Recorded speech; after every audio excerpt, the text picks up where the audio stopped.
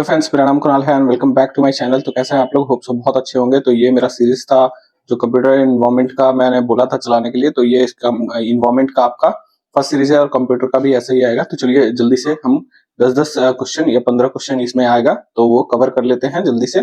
ठीक है, तो अपना कमेंट सेक्शन में मार्क्स भी मेंशन कीजिएगा कि आप लोग 15 आउट ऑफ कितना लेके आते हैं। अगर 15 आउट ऑफ 12 सही रहता है तो आपका राइट डायरेक्शन में आपका प्रिपरेशन है। ठीक है, तो चलिए आप जो पहली बार मेरे वीडियो को देख रहे हैं प्लीज चैनल को सब्सक्राइब कर ले, वीडियो को लाइक कर दे और दोस्तों के साथ शेयर कर दे। चलो हम क्वेश्चन नंबर 1 पे चलते हैं। Which of the following statement about environment education is false?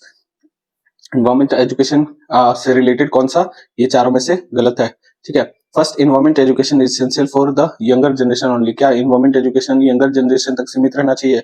Environment education will prepare the next generation to plan appropriate strategy for addressing developmental environmental issues. मतलब कि एनवायरमेंटल एजुकेशन नेक्स्ट जनरेशन को prepare करेगा for environmental related issues को solve करने के लिए, strategy बनाने के लिए।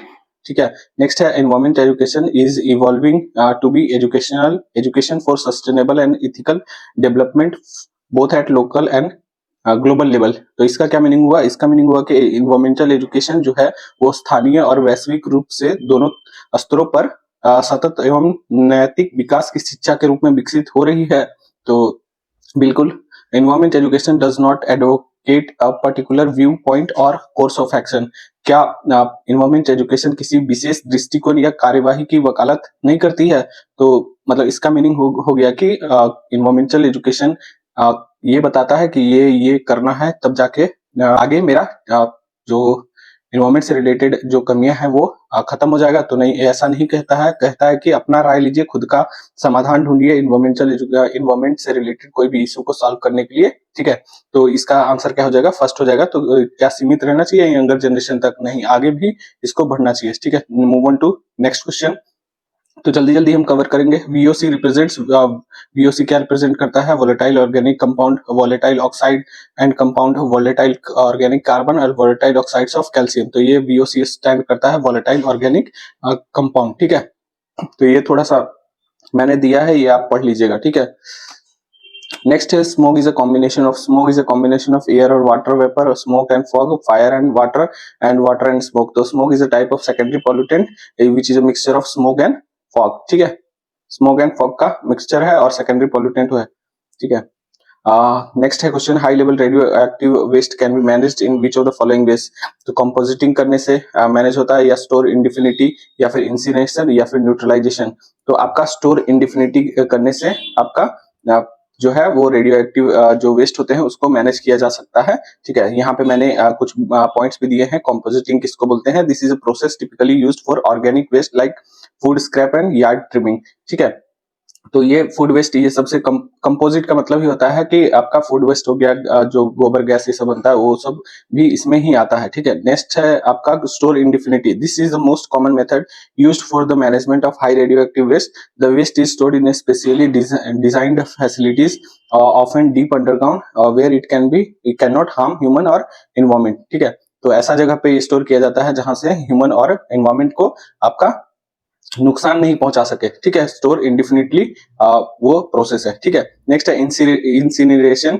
This process involve the combustion of waste material in the presence of oxygen. तो ऑक्सीजन के प्रेजेंस में हम जो आपका वेस्ट मटेरियल को बर्न करते हैं उसको हम इंसिनरेशन बोलते हैं। ठीक है, नेक्स्ट है neutralization. Neutralization is a chemical reaction between an acid and base resulting in water and salt. ठीक है, तो एसिड और बेस मिला के और वाटर और सॉल्ट बनाते हैं, उसको न्यूट्रलाइजेशन प्रोसेस बोलते हैं। तो ये क्वेश्चन आपका एग्जाम में आएगा, तो ये चारों पॉइंट दिमाग में रखिएगा। Move on to next question. In which year was wildlife protection act implemented in India? तो 1970, 1972, 1973, 1971। तो correct answer will be the 1972। ठीक है, यहाँ पे कुछ एक्ट्स हैं, ये देख के जाइएगा। आपका forest conservation act 1980, wild life protection act 1972, the water prevention and control pollution of act 1974, the air prevention and control of pollution act 1981। तो ये इंपॉर्टेंट है, आपके एग्जाम में पूछे जा सकते हैं। ठीक है, तो ये याद कर लीजिएगा। Which is not a green house gas in earth atmosphere? कौन सा इसमें ग्रीन हाउस गैस नहीं है अर्थ के एटमोस्फेयर में? तो ozone, sulphur dioxide, carbon dioxide, methane. तो आपका सल्फर डाइऑक्साइड जो है वो आपका ग्रीन हाउस गैस नहीं है, ओजोन, कार्बन डाइऑक्साइड और मीथेन आपका ग्रीन हाउस गैस है। यहाँ पे लिखा हुआ है सब कुछ, आप एक बार ग्रीन हाउस के बारे में थोड़ा सा पढ़ के जाइएगा, ठीक है। नेक्स्ट है the Taj Mahal. The Taj Mahal is said to be suffering from a marble cancer. What is a marble cancer? Brown carbon, acid rain which corrodes marble, large number of fungi in Taj Mahal marbles, all of the above option. तो आपका क्या होगा? Acid rain विच करोडेस marble, मतलब marble को जो acid rain की वजह से क्षति पहुंच रही है वही आपका होता है मार्बल कैंसर, ठीक है। यहाँ पे आपका मेंशन भी है, देख सकते हैं। Marble cancer is a corrosion of statues and buildings made up of marbles by the action of nitric acid और सल्फ्यूरिक एसिड। तो वो पूछ सकता है कि किस वजह से होता है, तो नाइट्रिक एसिड और सल्फ्यूरिक एसिड के कांटेक्ट में मार्बल के आने से आपका जो भी एसिड रेन होता है उसमें प्रेजेंट रहते हैं नाइट्रिक एसिड और सल्फ्यूरिक एसिड, उसी से आपका मार्बल कैंसर होता है। नेक्स्ट क्वेश्चन है आपका, which of the following statement about ozone is true? Ozone is highly reactive.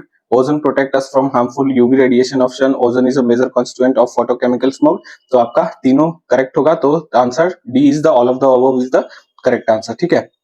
यहाँ पे थोड़ा बहुत आपका ओजोन के बारे में मैंने मेंशन कर दिया है, आप जाके देख सकते हैं। Thickness of ozone layer is measured in Dobson unit. कभी कभी ये क्वेश्चन भी आपका एग्जाम में आ जाता है डायरेक्टली, तो ये भी याद कर लीजिएगा। और ओजोन किस लेयर में प्रेजेंट होता है, ये भी स्ट्रेटोस्फीयर में प्रेजेंट होता है, ये भी आपको याद कर लेना है, ठीक है। नेक्स्ट है Montreal protocol is related to. Montreal protocol क्यों बना था आपका? न्यूक्लियर वेपन्स के लिए, प्रोटेक्शन ऑफ वाइल्ड लाइफ के लिए, प्रोटेक्शन ऑफ वेल्स के लिए और प्रोटेक्शन ऑफ ओजोन लेयर। तो प्रोटेक्शन ऑफ ओजोन लेयर के लिए आपका मॉन्ट्रियल प्रोटोकॉल बना था, ठीक है। नेक्स्ट क्वेश्चन है, which of the following is likely a characteristics of hazardous waste.